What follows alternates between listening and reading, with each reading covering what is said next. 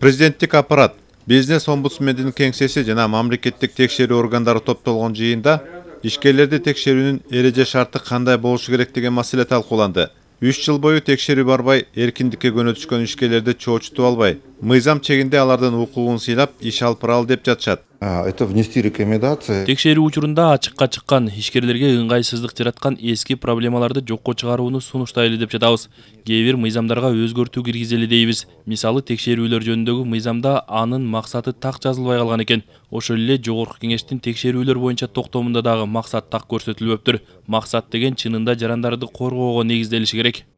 Мамлекеттик текшерүүчү органдардын иши канчалык мыйзамдуу экенине мындан ары бизнес омбудсмендин аппараты менен башкы прокуратуранын алдында жаңы түзүлгөн ишкерлердин укугун коргоочу башкармалык көз салып турат. Колдон келсе талаш тартышты азайтып, бизнестин өнүгүшүнө шарт түзгөн чараларга артыкчылык берилери айтылды. Бүгүнкү өзүбүздүн презентациясында мына тутумдук көйгөйлөрдү ишкерлик менен байланышкан айтып беребиз ошону.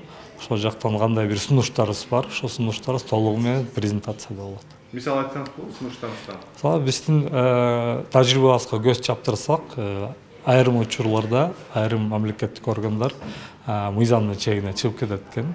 Текшерүү өткөзүп атканда ошондуктан ошол жагын кичине баса белгилеп кетебиз.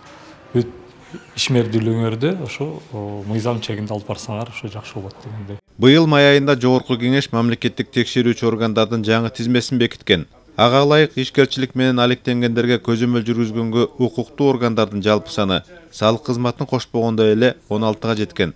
Сегодня очень много разговоров идет о том, что вот Азыр ишкерчилик субъектилерин текшерген мамлекеттик текшерүү кызматтарынын саны көбөйүп кетти деп көп сөз болуп жатат. Бирок текшерүү органдарынын саны көбөйгөнү текшерүүлөрдүн саны көбөйдү дегенди түшүндүрбөйт. Муну белгилеп кетейин. Азыркы күндө структуралык өзгөрүүлөрдөн улам бир топ министрлик менен ведомстволордун курамы өзгөрдү. Бирок текшерүүчү процедуралар мурдагыдай эле калды. Ишкерлердин кызыкчылыгына каршы келип, жолтоо боло турган тоскоолдуктарды колдон келишинче азайтабыз. Эң башкысы мыйзамды аткарууга гана талаптар күчөйт. Текшерүүнүн бардык процедуралары мыйзамга гана таянышы керек. Белгилей кетсек, президенттин администрациясы ишкерлерге ыңгайлуу, инвестициялардын келишине ылайыктуу болгон бардык сунуштар колдоого алынарын, тоскоолдук жаратылбай тургандыгын баса белгилеп келе жатат.